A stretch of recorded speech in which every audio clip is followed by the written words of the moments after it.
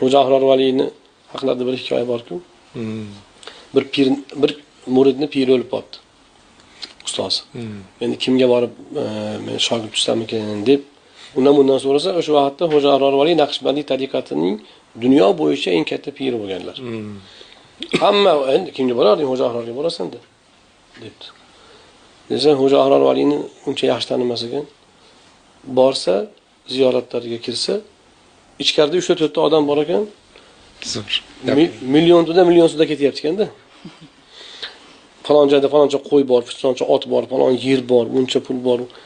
Xo'ja Ahror Valiy undoq qilamiz, buni bundoq qilinadi. O'tirib turgan hisob kitob qilib. Haligi endi talab ilm va adashma shekilli. Bu pir desa, bu rosa bayvachcha sodiq odam ekan-ku. Bo'pti, endi kirishga kirib qo'ydim, men bir ko'rishib ketaman debdi. Solih mo'min bo'lsa kerak baribir. Deb navbat kutib o'tirib, birdan ko'zi ketib qoldi. Endi valiylarda karomat bo'ladi.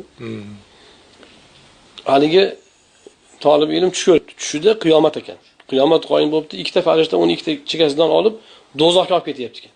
Bir vaqt yo'ldan Xo'ja Ahror Valiy chiqib qoldi.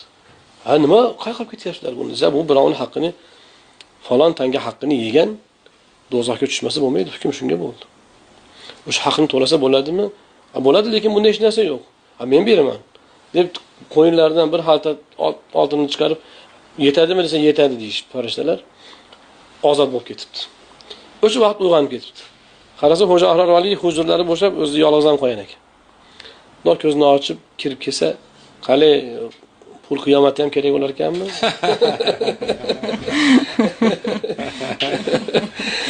Internetda eshitdim mashina zo'r. Deb turib keyin o'shanda aytganlarki, meni shuncha mol dunyoyim bor, Alloh bergan.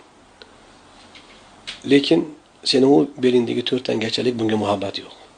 Sen har ariqda oxlayotganda bir belingni ushlab qo'yding-ku, yo'qolmadimikin deb, ha?